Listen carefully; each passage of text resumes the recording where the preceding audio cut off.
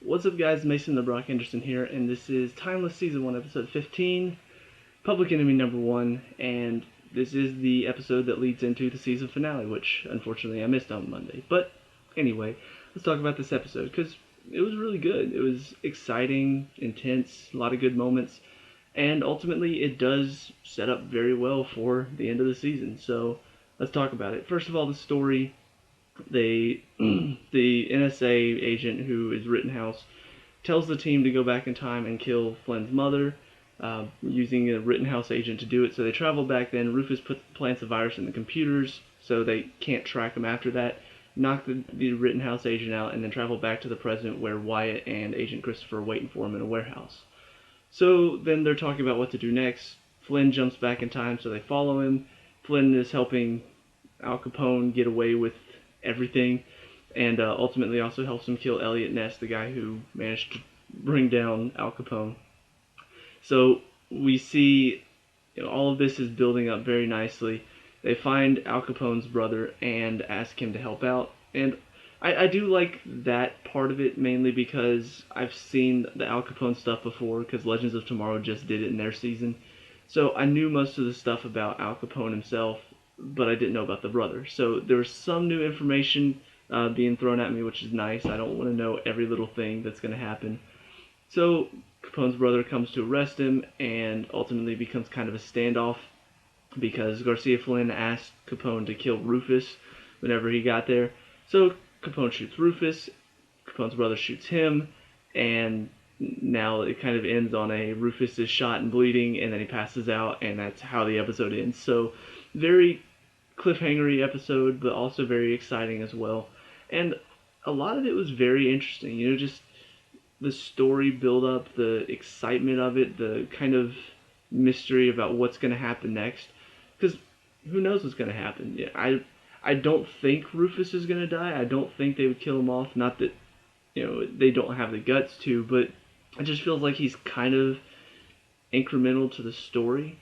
Now, that being said, Gia also knows how to pilot the lifeboat, so maybe it's something where they kill Rufus off and Gia steps in to take his place to kind of avenge Rufus's death. That could be interesting. But I feel like they've done such a good job building up this team of Lucy, Wyatt, and Rufus. I don't think that they're going to kill him off. It just doesn't feel right for the show, but who knows? Maybe they're going to take the chance and go with it and see what happens, but I just don't know if that would work out very well. But let's talk about some of the interesting things. First, most interesting thing in my opinion is we finally see in this one, it looks like Connor Mason is actually evil. The whole time I was wondering, is he just a dick who likes to speak out of both sides of his mouth, where he's saying, oh, Rufus, I just want to help you, and yet he's giving Rittenhouse all this information about Rufus, which is clearly not helping him. So in this episode we see he's under a lot of pressure from Lucy's dad to track them down and find them. And at the end, he's like, look, the NSA has this technology where we can track anybody. It doesn't matter who it is. We could find Flynn, we could find the team. And so it kind of feels like he wants to work for Rittenhouse. It feels like this was kind of his goal all along, was to get this more power. So I don't know. It doesn't feel like he's officially part of Rittenhouse, but it feels like he doesn't mind working for them. Where at first it felt like maybe he was being forced to. I think this episode kind of confirms he's not being forced to. He wants to work for them. He wants to be a part of Rittenhouse because he enjoys the power behind it. Now, that being said, he could be needing this information to help the team somehow. I don't know how, but we'll see what's going to happen. But that was kind of exciting. The other one that was really interesting is we see Gia having a bit more of use in this episode. At first, she was just kind of a love interest for Rufus, and that was about it. Over the past few episodes, though, she's definitely gotten a lot better as a character. First, she was being trained as Rufus's replacement because he said, I can't be replaced, to one of the Rittenhouse agents. And then in this one, we see Rufus asks for her help, and she manages to help them out whenever they need it the most.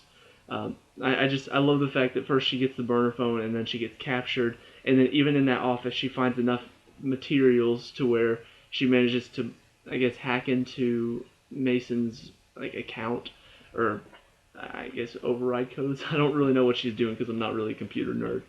But she uses that and then shuts down the facility from inside of her jail cell. So that was just really interesting, and I like seeing her manage to get one up on Connor Mason.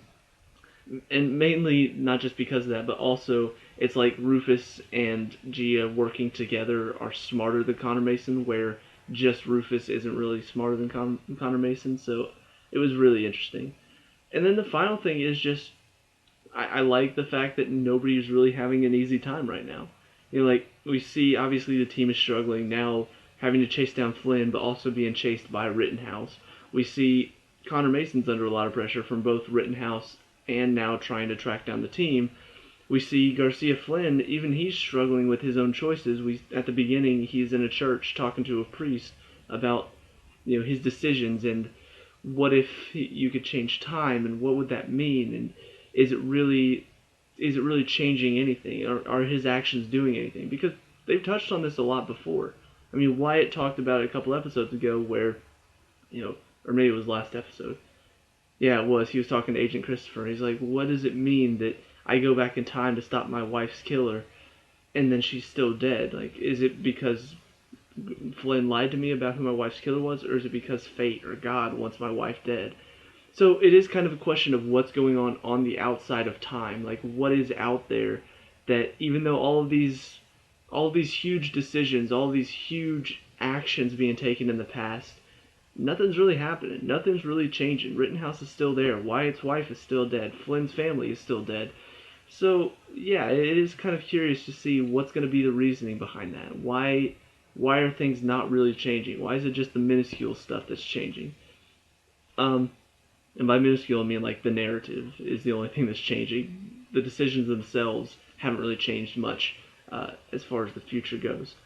And then the final one is obviously Rittenhouse. They used to feel like they were in control, but now with Flynn on the loose, and now the team has escaped as well, and now they're trying to change certain things, it feels like they've lost control of the situation as well. So I like the fact that nobody's really in control. Nobody's really having a good time of it. Because sometimes you'll see that where either the heroes are having a good time and the bad guys are constantly on the back foot, or the bad guys are having a good time and the heroes are trying to fight from, just constantly being put under a lot of pressure. In this situation, everybody's being put under pressure. Even Flynn, who feels like he's getting done most of what he wants to do, it still feels like he's still under a sort of pressure because his decisions, his actions aren't changing anything. So it's a lot of fun to see. It's a lot of fun to really just get invested and find out what's going to happen next. And of course, season finale, I don't know what's going to happen, but it feels like it's setting up for an epic conclusion. So I'm really looking forward to it. I'm guessing it's going to have something to do with that Rittenhouse meeting that Flynn found out about. And it's called the Red Scare, so I think it's Cold War. I believe that's what that is. I don't know, maybe I'm thinking of something else, but I'm pretty sure the Red Scare is Cold War.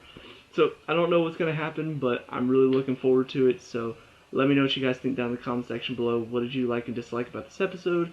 Let me know, we can talk about and discuss all that good stuff. Leave a like and subscribe to future Timeless Reviews, and I'll see you at the next one. Peace out.